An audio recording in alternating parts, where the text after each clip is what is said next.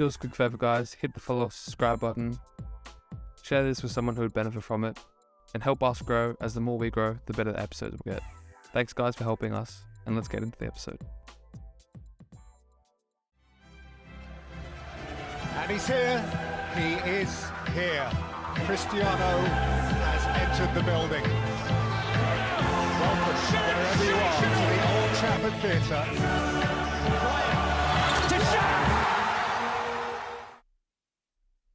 Welcome back to this episode of SCULPTED Podcast. In today's episode, we are talking all about emotions and how you can regulate them. What I mean by that? It's regulating emotions is observing emotions for nothing more than what they are. And what they are is an accumulation of feelings, sensations, sometimes hormones, sometimes inclinations, sometimes patterns, but observing them for their rawest form. This is a lot of information. I think I have 20 pages here. I'll quickly show you all of the information that I've got. Oh my gosh. I think I might actually have to do 2 parts to this. I'm not even kidding. That's so much more than I realized.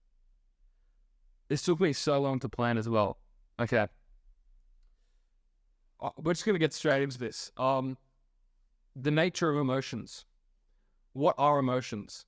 Emotions are complex, subjective, and often brief psychological experiences that arise in response to specific situations, events, or thoughts. They play a crucial role in human behavior and are fundamental aspects of our mental and physical lives. A closer look into the nature of emotions. Subjectivity, right? Emotions are highly subjective, which means they are a personal and unique experience to each individual. My emotions and your emotions will be completely different and will be subjugated and be initiated in a completely different way. What might evoke a strong emotion in one person may have a different impact on another. Multifaceted. Emotions are multifaceted, which encompasses a range of feelings that can be positive, negative, or neutral. Common emotions include happiness, sadness, anger, fear, surprise, disgust. Psychological response. Now, this is the thing that we have control over, okay? Emotions often trigger psychological responses in the body. For example, feeling fear can lead to an increased heart rate and sweating, while happiness might result in a relaxed and content state. Okay, clearing this up.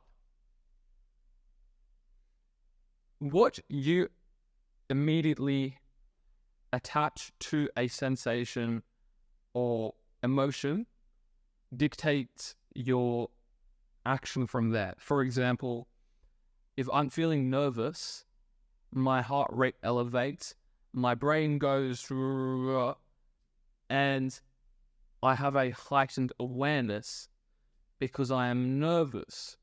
Now, interestingly enough, these same things that I explained to you, the heart rate going up, the heightened sense of awareness, and the brain over, these same sensations and triggers, these same sensations and reactions, physically, happen with other emotions. Okay, for example, happiness or joy or excitement. Now, happiness, get rid of. That was a bad example because I said happiness was something else. But excitement and nerves, 2 different psychological terminology. Physically, the same reaction. What I mean by this is if I was to get a baby from a young age and not teach them the words nerves, anxiety, excitement, all these different words explaining the sensation. If I was to then explain to them and put them in situations where they felt those emotions, but I never told them the names of what those emotions were, theoretically, if they weren't aware enough to realize that the nerves typically happen in situations of uncomfortability, but perceived uncomfortability, right? Or perceived excitability, theoretically, a ignorant enough individual would be able to identify these are the same things. Okay? Now that comes with a lot of ignorance, and the reason why us humans immediately start attaching nerves to all different facets of our life, so when we're putting in uncomfortable situations, is because we are hyper aware, most of us, and we are typically pattern recognition machines. So for example, if I feel nerves every time I'm put in an uncomfortable situation, although I may not be able to identify where that uncomfortable situation came from, naturally, because of pattern recognition, my body automatically reacts in a specific way. I might not be thinking I'm nervous, but my body physically reacts and mentally reacts as if I was nervous. Okay? Now, nerves aren't a bad thing. Nerves aren't a good thing necessarily. Excitement isn't a good thing. Excitement isn't a bad thing necessarily. They are feelings, sensations, and at their most common form that we know them, emotions. I'm not going to go too much more into that because I'm going to go into it later. So that's the psychological response. Expressive emotions. Expressive. Emotions are expressed through various non-verbal cues such as facial expressions, body language, and tone of voice. These expressions help communicate our emotional state to others. Brief duration. Emotions are typically short-lived experiences. They come and go relatively quickly, especially when they are intense. However, prolonged emotional states can occur in certain situations such as grief or chronic stress. Adaptive function. Emotions serve an adaptive function by helping us respond to our environment. For example, fear can trigger a fight or flight response, preparing the body to react to a threat. Influence on behavior. Emotions significantly influence our behavior and decision-making. They can motivate us to take action, avoid certain situations, or seek out rewarding experiences. Social and cultural influence. Emotions are influenced by social and cultural factors. What is considered an appropriate emotional response can vary across different cultures and contexts. Okay, gosh, this is going to get into a deep one. I'm digging up this rabbit hole right now. All right. I guess we'll go into... So, if I was to put someone in front of 90,000 people, hypothetically, wonder where that happens in the world, football. If I was to put you in front of 90,000 people right now, and you were to feel nervous, you probably should, right? But if you grew up in a tribe of 90,000 people every single day, where you were embarrassing yourself or putting yourself in uncomfortable situations, or maybe you were demonized for feeling that emotion, and then you were put in that same state where that person who was feeling that nerve was feeling, for example. So we've got the two different parties, the two different cultural structures, the two different values and situations and upbringings, and nature versus nurture, all of that.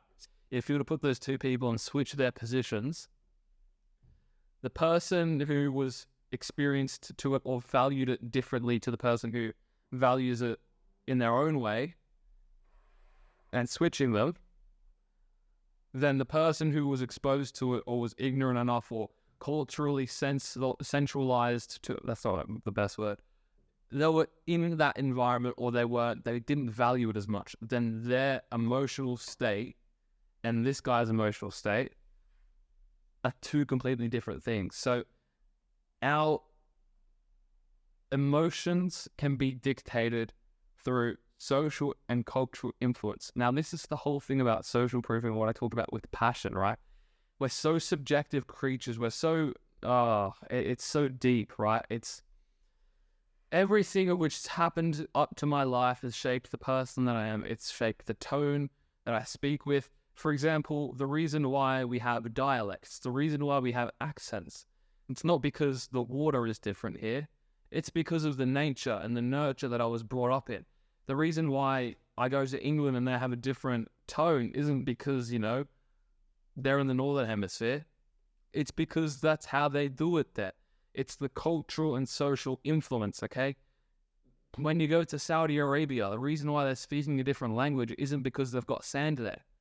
It's not. Believe it or not, there's sand in Australia. I don't speak Arabic, but. So it's not because there's sand there. It's because of the social and cultural influence. That's such a bizarre concept, and people who think of it on a very surface level probably won't understand it fully. Now, I can't say I have the best understanding of it. Well, I think I have a reasonably good understanding. Complexity. Emotions are not one-dimensioned, but rather a complex interplay of cognitive, psychological, and behavioral components. They involve thoughts, feelings, and actions. Okay. The impulse reactor versus the controlled response. Firstly, impulse. Okay. What is impulse? Now, this even goes on to the, this is perfect for you are a computer. So if you want to start reprogramming the way that you react to emotions, this is how you do it, okay? So the impulse reactor versus the controlled response. Starting off with impulse. Impulse reactors are individuals who tend to act quickly and without much thought in response to their emotions. When they experience strong emotions, they often let these feelings guide their behavior. Sorry, I got hiccups. Key characteristics of impulse reactors include quick reactions, not in terms of, the blaze pods out of the desk like I do. Quick reactions, they respond immediately to their emotional impulses, often without consideration for consequences. Impulse actions, they may engage in actions or behaviors driven by their emotions, which can sometimes lead to the regrets. Less control, they have difficulty controlling their emotional reactions and may act on intense emotions without restraint. Emotion-driven decisions, their decisions are often heavily influenced by their current emotional state, which can be problematic in situations requiring rational judgment. So the impulse person, dependent on their environment, can often be the most. It's so subjective here. I can't really say in a non-controversial way, but the least successful person in the room probably is impulsive. I'm sorry. It makes sense though, right? If you're letting a feeling dictate your response, I'm thinking of analogy. No, I have analogies actually. That's just what it is. Quick reactions, impulse actions, less control, emotion-driven decisions.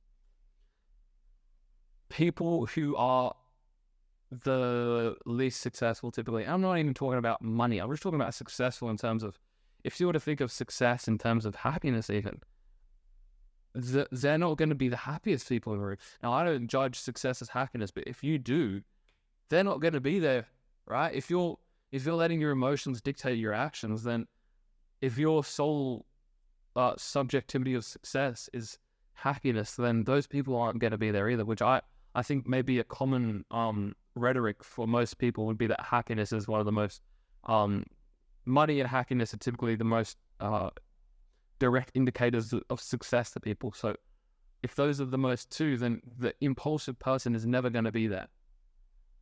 If you're on a deeper level, if you're someone like me who doesn't value success with money or with happiness, maybe it's your relationship with God, or maybe it's your relationship with the people around you, whatever it is, that's like what it is for me, then that person's nowhere near that, because an impulsive person doesn't let their emotions dictate their actions.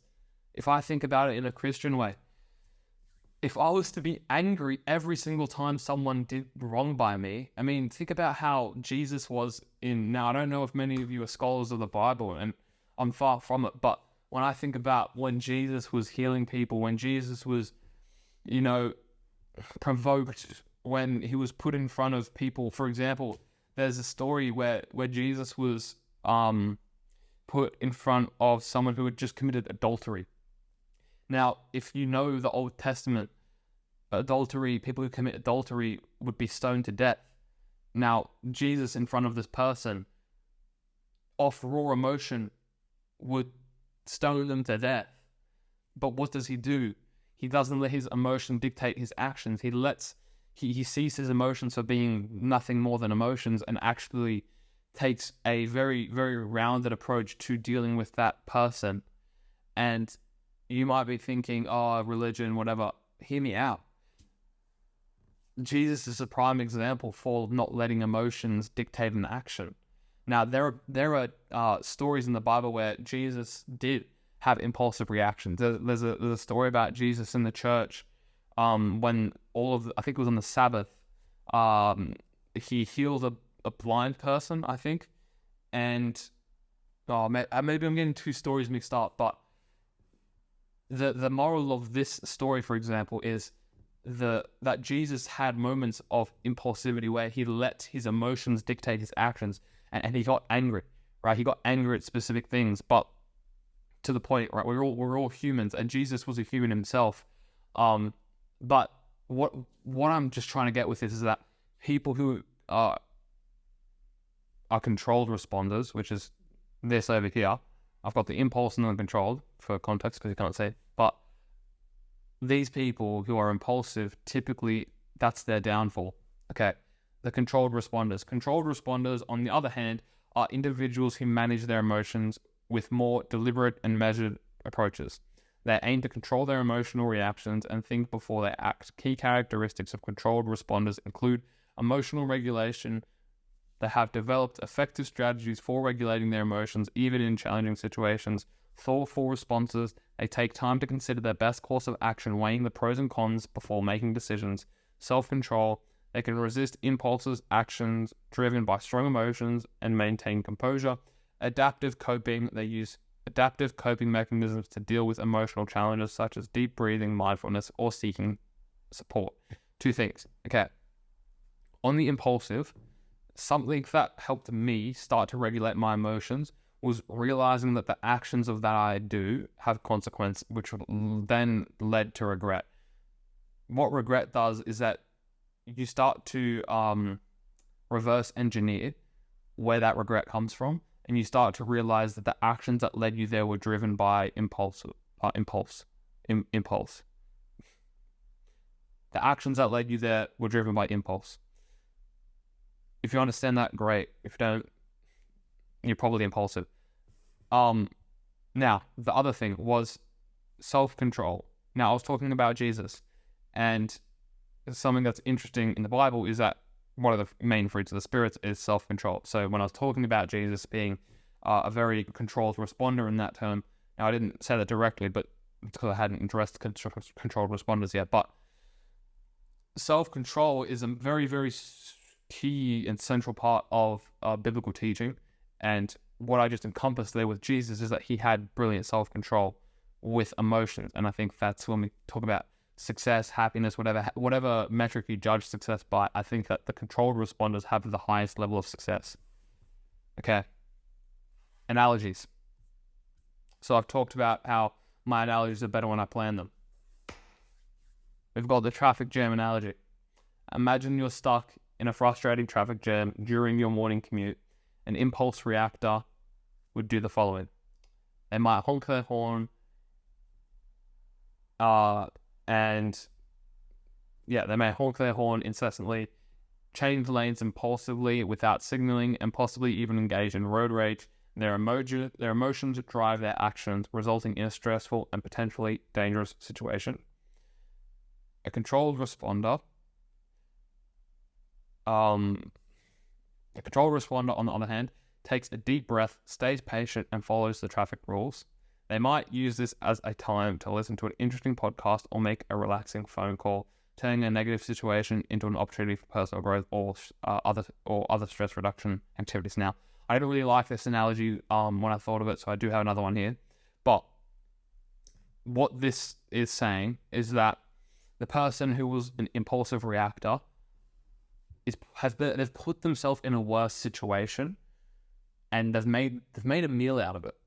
Now, someone who doesn't understand what making a meal out of it is making a meal out of a situation is making the situation even harder or worse than you entered it in. The controlled responder made the most out of that situation. Now, maybe they weren't happy that they got themselves in that situation in the first place, but now that they have tried to deal with it as best as they can. Other analogy. So, suppose you receive negative feedback from your supervisor at work, your boss, whatever. The impulsive reactor might become defensive, arguing with their supervisor, boss, or whatever, and even making counterproductive remarks. They let their emotions take over, potentially damaging their reputation. That could further lead to further repercussions. They get fired, they don't get paid as much, they may not get the raise. Whatever it is, they've made a meal out of the situation, okay? The impulsive reactor didn't take in the accountability, they didn't take in the awareness of the other person's position. They didn't even take into accountability of how they could be damaging their reputation. After this impulse, they have a regret most likely, unless they had that big of an ego. And when you have that big of an ego, you get checked that much, soon enough you will have to be humbled, and you will get humbled. A controlled responder listens carefully, acknowledges the feedback, and asks for clarification if needed. They take the time to reflect on the criticism, learn from it, and respond professionally, demonstrating emotional intelligence and commitment to growth. They then, in the future, may even get further repercussions for that in a positive way. They may then be promoted because of their way of dealing with it. They may not have that negative thing or the negative experience of which happened to the impulse reactor. So they've made the best out of the situation, even though they felt like the impulse reactor felt it. But the thing is, right, is you feel the same emotion. You feel the impulse reactor and the controlled responder, they feel the same emotion, right? They feel the same emotion. It's just that the impulse reactor, when that trigger gets sent through their brains, it's like a wire, right? I talked about it in the Reprogram Your Brain podcast. When that input gets sent through your brain, the impulse reactor, it's not DHL. It's not DHL. It's a Amazon Prime, 1 to 2 days shipping. It's instant shipping. DHL, maybe a week. Maybe it never gets there.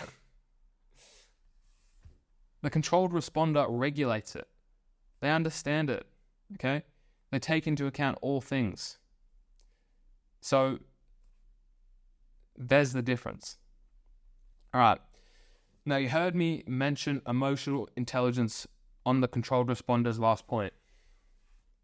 Now, you may be thinking what emotional intelligence is. Now, defining EQ, emotional intelligence, or EQ, refers to the ability to recognize, understand, manage, and effectively use one's own emotions and the emotions of others. It comprises of several components, including self-awareness, self-regulation, empathy, social skills, and motivations behind actions. Not motivation. I hate that word. Motivation behind actions. Now, I've talked about motivation before. Motivation in this term isn't talking about the third-party motivation that takes you like a ghost. I'm talking about motivation being the reasoning for an action. Okay, EQ and emotional control. Emotional control is a crucial aspect of an emotional intelligent person.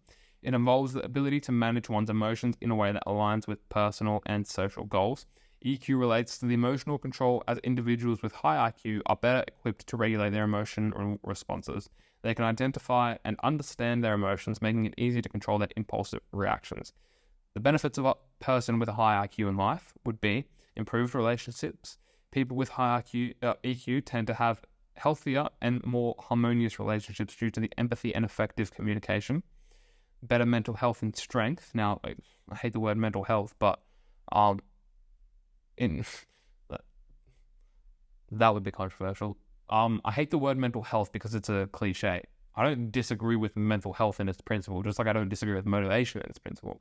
But the stigma of mental health, I hate. I just hate that. If anyone ever talks about mental health, I'm the first one to talk about, I'm not the first one to talk about something else, but I'm the first one to just talk about it in a very different way. I think when people talk about mental health, they don't even know what they're talking about. People saying, oh, you gotta look after your mental health. Oh, yeah, take the week off. That'll do it. Yeah. That's not the... Wow, that's an episode. What is mental health? Cracker. That would be a cracker of a video. Gosh. All right. Better mental health. Research shows... Better mental strength, better mental fortitude, whatever it is, however I figure out the better way of saying it. I honestly don't even have a better way of saying mental health. That's one problem on my end. Anyways, research shows that individuals with strong EQ experience lower stress levels, anxiety or depression. Conflict resolution. High EQ individuals excel in resolving conflicts peacefully and finding mutually agreeable solutions. Benefits of a high EQ person in a professional life would be leadership skills.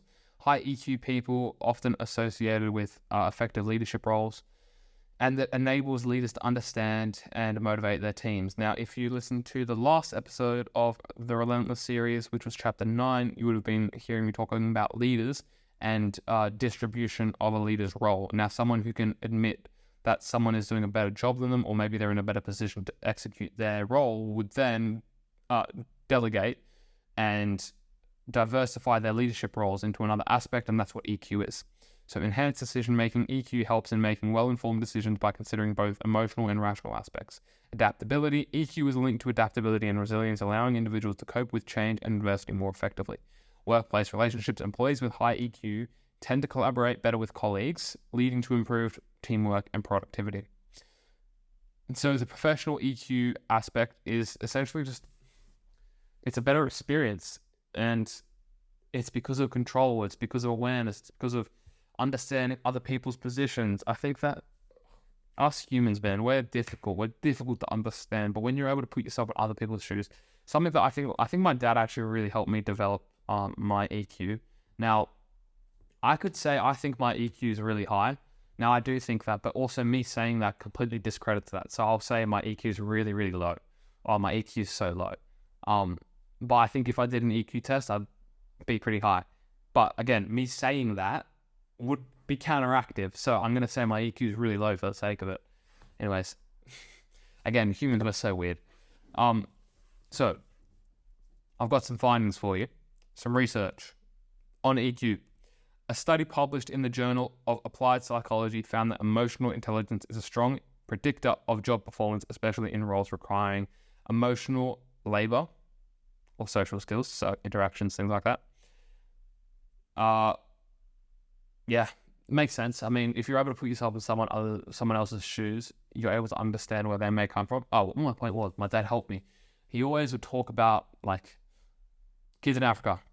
And I'd be thinking, oh, gosh, imagine if I was, like, I'm so privileged. Like, when I think about how lucky am I that I was born in Australia, imagine I was dealt the card of being in Africa, where I was in an underprivileged country where the odds are against me to get out. It's so much harder for me. It's so much more difficult. So when I'm thinking about things like that, I'm thinking about, wow, I'm grateful that I've got food on my plate today. That's crazy. When have I ever thought that in my life? I've never even been thankful for the food in front of me. That's crazy. Now, the people who have that, they're thankful for a bite of an apple. That's wild to me, right? Someone with a low EQ would never think like that. Gosh, that made me sound like a very egotistical person just then, actually. Forget that. I never said that, but take a lesson there. Research conducted by Yale University suggests that individuals with high EQ have more successful and fulfilling personal lives, including better relationships and improved mental health. A study in the Harvard Business Review reported that leaders with high EQ are more likely to create positive work environments and have employees who are more engaged and satisfied. Developing EQ and emotional control. Now, not easy. Strategies and practices for enhancing emotional intelligence and emotional control could be mindfulness, reflection, empathy, highlighting the importance of continuous self-improvement in these areas for personal and professional growth. Okay, practical tips for you. Practice mindfulness meditation. Okay, mindfulness meditation involves paying focused attention to your thoughts, your emotions, and bodily sensations without judgment. That's the key, without judgment. I gave you it's not an analogy, I gave you the information on how, for example, the same sensations, emotions, and reactors that you have with nerves, anxiety, and excitement, they're all the same. It's just the way that you phrase it or frame it. It's the way that you frame it. So the way that you frame a nervous situation and an exciting situation is your perception of the things around you, right? So if I was to convince you that the 90,000 people in front of you means nothing, they're not there, it's not important, they're just there, that's it.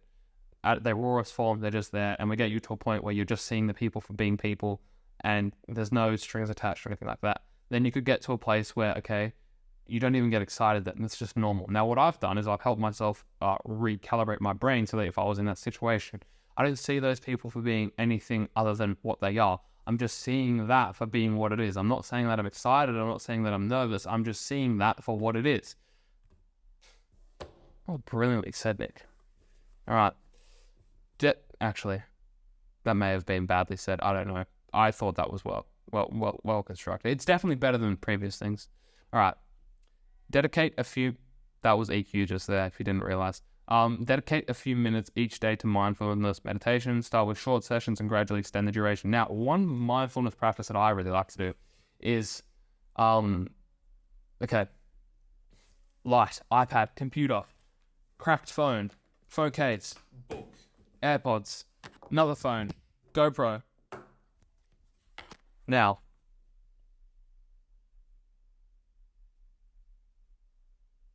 what I've done there is I've looked at those same things, but I haven't put a name to them. If you're able to get to a point where you truly look at something and you're not actually thinking, I'm doing it right now, this is really difficult, iPad. Try it. It's a technique that's difficult. I do it a lot when I'm driving, for example. Not when I'm driving. That's maybe a little bit dangerous, but when I'm in the passenger seat, you've got a lot of things going past you, and you're looking at the sign, and you say sign, speed limit, whatever you see, you point, take it in, and then you do that for 1 minute, then, boom, you're just seeing things for being things. You're looking, you're not attaching anything to it, and then as soon as you see a sign, you say sign, restart, start pointing things out, then back in, looking, not attaching anything, seeing it for what it is. That 60 sign, restart, 60, whatever, then back in. It's actually a fun meditation technique. Mindfulness technique, that's not meditation, that's a mindfulness technique. All right, emotional control journals. Now, this is more, you can't do this with everything, okay? This is like, if you were to write in your journal every single day, for example, every time that you felt happiness, that's a good way of starting. You can't be writing out every single emotion in your journal and then writing down, this is when I felt sad, this is when I felt this is when I felt that. You're just not going to remember. So you could start with going, okay, what's an emotion that I think I need more control over? Let's say it's, I get really angry really quickly. Okay, in my journal, I'm going to write down every time that I got angry today. Now, you might not get angry too often, you might get angry very often, but having that awareness, and then, as I've talked about, reverse engineering where that emotion came from, then you're starting to able to create a response and be that responsive person rather than the impulsive person. Okay.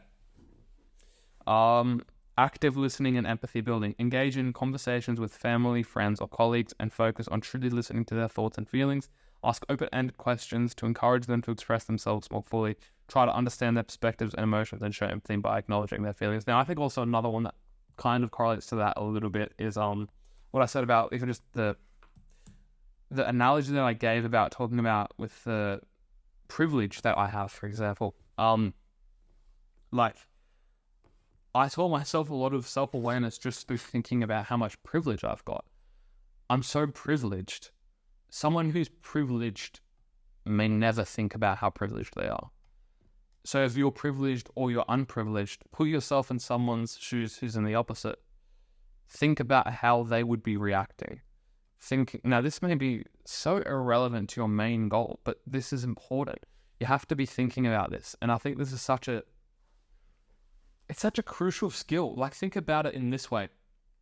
If you're a footballer and you're that impulsive reactor, the coach is telling you off for something, and your impulse reaction, even when you're wrong, is to rebuttal and to counteract it. Even when you're wrong, your impulse is to do that. You're not going to get too far with that. So thinking of these silly things, like I've said, you may think are so far off, but they're so spot on. Emotional intelligence for footballers, for anyone who wants to be successful, it's so important. It's very important. All right. Delayed gratification. Delayed gratification is the ability to resist temptation of an immediate reward in favor of a larger or more valuable reward that will be received later. It's a concept tied closely to self-control and emotional regulation. Now, I'm sure you've all heard of the marshmallow test, where it's the test conducted by a psychologist in the 1960s, and it's a test where a bunch of young kids are put in a room, and in front of them, they have to sit with a marshmallow, just like this, for 15 minutes in a room by themselves. And if they eat the marshmallow, they get told this by the psychologist, and if they eat the marshmallow, they get to eat the marshmallow. Done. If they sit in the room, wait the 15 minutes, and then after the 15 minutes is over, they get 2 marshmallows. So you know what? Okay, 15 minutes is over, now I get 2 marshmallows. The kids who wait and get the 2 marshmallows and waited 15 minutes for that, that's higher emotional intelligence, okay? It's better stress management. It's, I actually read the stats here. So the study found that children who were able to delay the gratification and wait for the second marshmallow tended to have better life outcomes, crazy, by the way, including higher SAT scores, lower substance abuse rates, and better stress management skills in adulthood. So I was saying how you may think it's completely irrelevant, but it's not. It's actually not. All right. Implications of emotional control and success. Delayed gratification is closely linked to emotional control because it involves managing the impulse for instant gratification.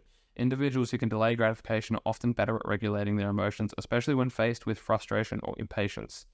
This skill is essential for making well thought out decisions and resisting emotionally driven actions. Okay, now, talking a little bit more about the power of delayed gratification. In terms of long-term success, delayed gratification is a critical factor, and here's how it relates. Goal achievement. Delaying gratification often involves setting and working toward long-term goals. People who can defer immediate rewards in pursuit of their goals are more likely to achieve them. Financial success. Delayed gratification is crucial for financial success. It involves saving money, investing wisely, and making decisions that prioritize future financial stability over short-term spending. So, for someone who is an impulsive buyer, we all know the term impulsive. An impulsive buyer will buy things out of impulse rather than thinking about how they can invest their money, not save their money, but invest their money and get a higher ROI on it, right? Taking a short-term sacrifice for a long-term reward, which is what the marshmallow test is, a short-term sacrifice, a 15-minute sacrifice for a long-term, a 2x return, essentially. Career advancements. Patience and persistence in one's career are also aspects of delayed gratification. Combining the career ladder and achieving professional success often requires years of hard work and patience. Healthy relationships. In relationships, delaying gratification can mean having the patience to resolve conflicts calmly and work through challenges rather than reaching impulsively in the heat of the moment. Okay, that's it on delayed gratification. Now, emotion regulation strategies. Now, I've already talked about the mindfulness. Now, deep breathing, cognitive reappraisal, emotional regulation techniques, physical activity also, social support, progressive muscle relaxation, which is PMR,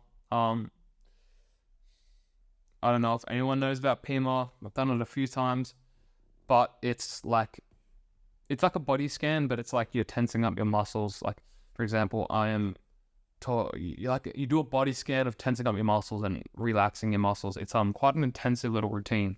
I didn't enjoy it too much. I didn't find it too useful, but someone who's new to it may find it very useful.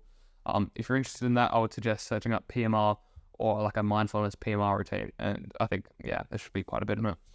Anyways, these techniques collectively allow individuals to gain better control over their emotions by enhancing emotional awareness, reducing emotional intensity, and providing practical tools to manage and express emotions constructively. They are valuable tools for maintaining emotional well-being and responding effectively to life's challenges. So, main thing there is emotional awareness. So just being aware of your emotions. As I said, I think that the best one maybe not the best one, but the one that helped me quite substantially was the mindfulness technique, where it's pointing out seeing things for just that. If you're able to see hunger for just being an uncomfortable feeling. I recently finished a 3-day fast. It's tough, but it wasn't that tough actually. Because when I see hunger for just being an uncomfortable feeling in my stomach, then what more is it than an uncomfortable feeling in my stomach? So there's a lot of different things with that. Now, emotional regulation strategies. Emotional decision making. Impact. Emotions can cloud rational judgment and lead to impulsive or irrational decisions. Fear, anger, or excitement, for example, may drive individuals to make choices without considering long-term consequences. Emotional control for better choices. Impact. Emotional control enables individuals to consider more objectively, reducing the influence of intense or negative emotions. Examples. Investment decisions. An investor who maintains emotional control during market volatility is more likely to make rational investment decisions, avoiding panic selling during market downturns. For example, they see the bar going red or down or whatever, it drops. Someone who pulls out may never see the reward from the immediate downward spike. Okay, that could be a bounce back very quickly. Now, I'm not a financial expert, but someone who is very impulsive may never get the reward for sticking with it. Conflict resolution. In a heated argument, maintaining emotional control allows individuals to choose constructive communication strategies instead of reacting defensively. Now, when you're impulsive, typically you don't even take into consideration the person's perspective or even your own rationality.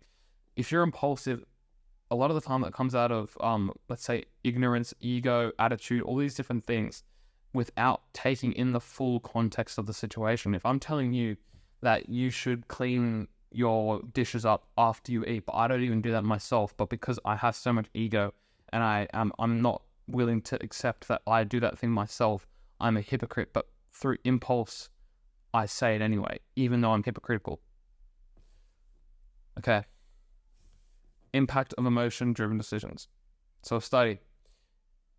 Damasio's Lauer gambling cast. A classic study demonstrated that individuals with damage to the emotional centers of the brain consistently made poor financial decisions. They were unable to incorporate emotional signals in their decision-making. Example. In the real life, people who make impulsive purchases during sales events may later regret these decisions, illustrating the impact of emotional buying, which is a technique we all know. I say we all know so often. Maybe we don't all know, Nick. As you may know, emotional buying is a strategy used by a lot of major corporations. That's what sales are. That's what, what's it called? Limited quantity, I don't know what that word is, but when they purposely make a product or something seem more scarce, it drives more immediate action to it, more impulse, things like that. Oh, sick. No wonder. Okay, I said it because the next thing is an example of that. In real life, people who make impulsive purchases during sales events may later regret these decisions, illustrating the impact of emotional buying.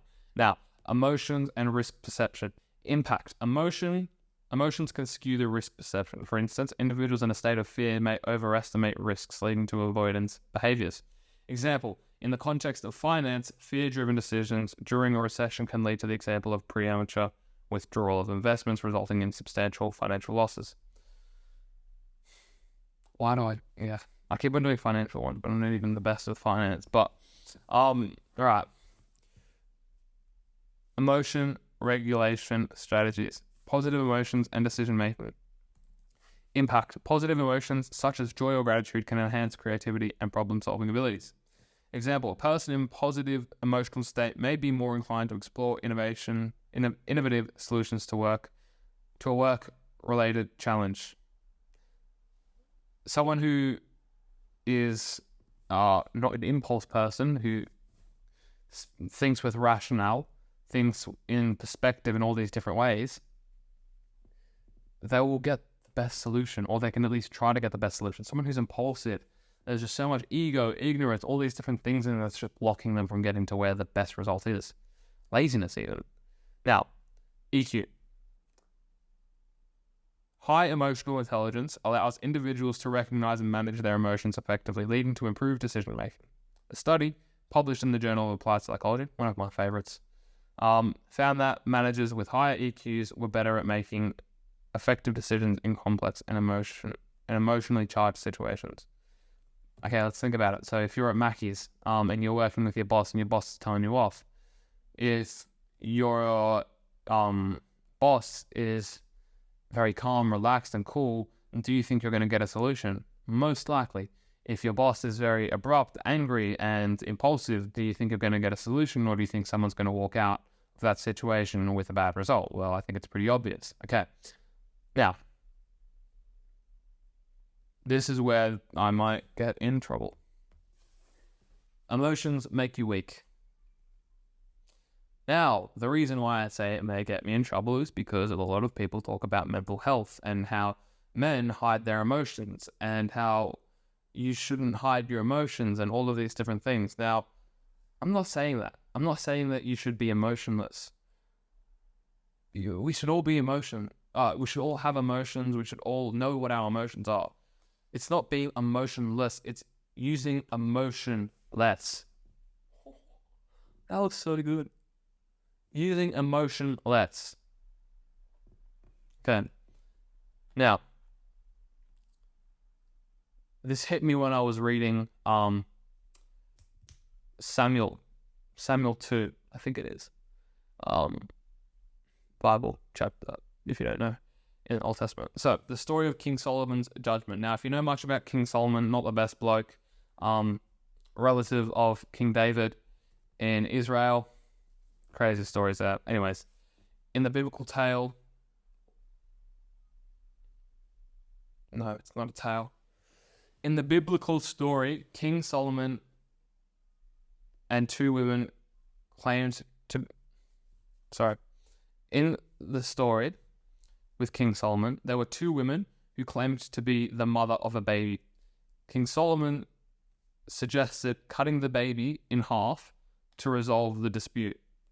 One woman readily agreed, while the other offered to give up her claim to save the child's life. Solomon recognized the true mother by her selfless, compassionate response. This story illustrates the wisdom of prioritizing the well-being of others over emotional reactions. Now, I didn't write that too well. I needed to give more context behind the full story. So I believe the full story is that the two mothers together were looking after the kids. Now, as one mother was asleep with the baby, the other mother was next to her. Now, both of the mothers were mothering the babies. Now, one of those mothers' babies died. Now, whilst they were asleep, the mother who was awake, switched the babies and went to King Solomon, and they disputed over whose baby was who. Now, the mother, who in this case said and reacted to King Solomon in the most true way, where it was, no, don't do that. It obviously showed to King Solomon that that's the real mother, because she cared. But the mother who had switched the babies would actually say, okay, no, we'll cut the baby in half. Now, okay, there's flaw in this story in terms of reaction and things like this. Okay, it's a biblical story. Biblical stories are very difficult to interpret because cultural reasons and things in terms. I mean, even a lot of people would hear essentially the words that we use in English today don't necessarily correlate to the same power which they do back then. So there's better ways of explaining it in English now, but we're using the words of the Old Testament. So, for example, the biblical quote that a rich man would fit. It's harder for a rich man to fit through the eye. It's harder for a camel to go through the hole in a needle than it is for a rich man to enter heaven. That's actually, back in the day, the translation was actually, I think, like a knot to go through the head of a needle. But it translates weirdly, it doesn't translate, it just correlates to today to like a camel, which I don't get the analogy at all. It's not an analogy, but I don't get the correlation directly, but that's what I mean by it. When we talk about, for example, cutting the baby in half. Was it cutting the baby in half, or was it doing something? I don't know. And also the response of the woman who agreed to cutting the baby in half, I think that's still a bit of a loss in itself. So the main thing to take away from that is the person who showed impulse to the situation, which was the mother whose baby died and was okay with showing a false sense of emotion. It showed who the right and wrong person was in the situation. Now, because that's a tough story to interpret, I have a better one, which is the Greek myth of Achilles. Now, Achilles is mentioned in the Iliad, which is the Greek mythology. Now, Achilles, which is the central character of the Iliad, is a Greek hero known for his exceptional strength and bravery. However, his fatal flaw, which we all know is I'm going to stop saying we all know, which we should know as the Achilles heel, unchecked rage and impulsive emotional reactions. The story of Achilles' rage is a powerful illustration of the consequences of allowing emotions to dominate one's decisions and actions. So background, the Trojan War in its 9th year, and the Greeks are besieging the city of Troy. Achilles, the Greeks' greatest warrior, withdraws from the war due to a conflict with Agamemnon, the Greek commander. When Achilles' close friend, Patroclus, I've watched the movie, Patroclus is killed by Hector, the Trojan prince, Achilles, is consumed by grief and rage. The consequences, driven by anger and a desire for revenge, Achilles re-enters the battle. His emotions fuel the ferocious combat, and he goes on a killing spree, slaughtering Trojans without mercy. Now, what we see there is the ego, ignorance, and impulsivity of Achilles, who isn't seeing the future consequences or repercussions for his actions and consequences. So, in his pursuit of Hector, Achilles forsakes all strategic consideration. He chases Hector around the walls of Troy, ignoring the pleas of their gods and the warnings of his mother, Thetis. Bit of a strange name. Achilles eventually confronts Hector in a single combat and kills him in a brutal, vengeful manner. However, this victory does little to assuage his grief over Patroclus. I gotta learn how to say the name. Patroclus' death. The lessons: Achilles' unchecked rage and emotional turmoil led to a series of events that ultimately prolonged the war and resulted in more suffering deaths. So because of his ego, because of his ignorance, because of his lack of perspective and things like that, it led to a much more prolonged war. His inability to control his emotions blinds him to the strategic aspects of warfare. He is so consumed by grief and anger that he disregards the counsel of wiser figures and their gods. Not that they held any trajectory or power, but whatever. The tragedy of Achilles serves as a cautionary tale about the destructive power of unbridled emotions. It illustrates how aligning anger and vengeance to guide one's actions can lead to unintended and tragic consequences. Now, of course, these are very extreme cases, and I wouldn't say the Iliad is the most true replication of what happened. I don't know. You don't know. So take it with a grain of salt. But the lesson is that impulse often drives unforeseen circumstances, because you don't necessarily take in all of the possible outcomes afterwards. Okay. Key takeaways. Now, this has been a good episode, I think. It's been long. But the key takeaways here is understanding the nature of emotions. Emotions are a natural part of the human experience, okay? They provide valuable information about how our internal state can guide our actions, okay? Acknowledging and understanding your emotions is the first step to emotional control. So take the time to identify what you're feeling and why. Now, the action point for self-awareness. Practice self-awareness by regularly checking in with your emotions. Journaling can be a helpful tool for this, as mentioned. Write down what you're feeling, how you're feeling it, how it came. What did I say before? Engineering. Reverse engineering any situations or triggers that may have caused these emotions. Key takeaway 2, the power of emotional intelligence, which is EQ, is the ability to recognize, understand, manage, and use emotions effectively. It plays a crucial role in the emotional control. Research shows that individuals with high EQ tend to have better relationships, make more informed decisions, and handle stress more effectively, as we've discussed. Action, okay?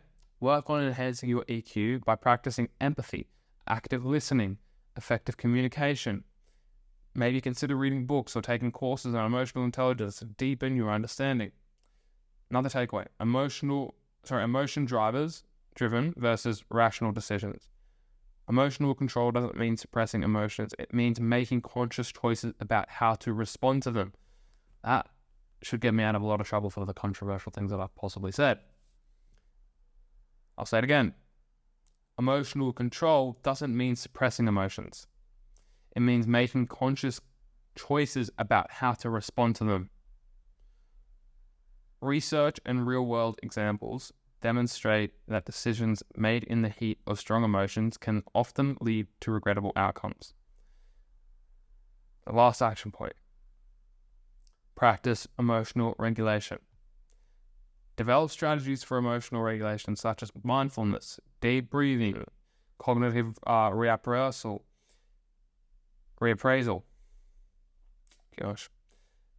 to help you respond more rationally to intense emotions. Before making significant decisions, especially those with long-term consequences, take a pause. Allow your emotions to settle and consider the situations from a more objective standpoint. Okay. Hopefully I've got you thinking there.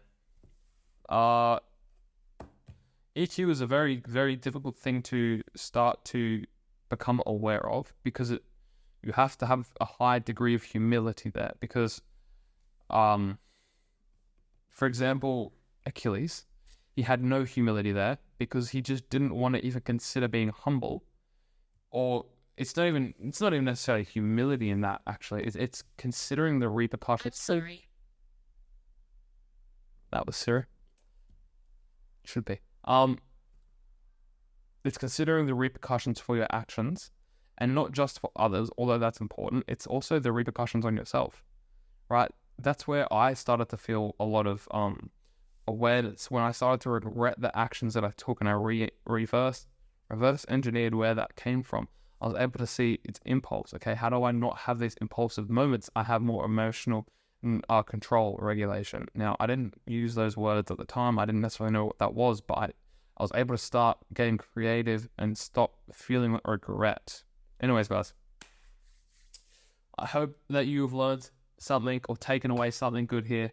I hope that wasn't too boring for you, and I hope that you can share this with someone if they need this. Guys, please share the podcast. Please grow the podcast. We're doing so much more now. There's so many exciting things coming with Sculpted. The Sculpted app is coming along, and the Kickstarter campaign is looking good at the moment. I am hoping to finalize that and get that out as soon as possible. And just working on a few legal stuff at the moment. I'm not a business person necessarily. I play football. But I'm working on Sculpted. I want Sculpted to be massive. I got big plans. So guys, please do what you can to help us grow. And thank you for listening to today's episode. I'll catch you later.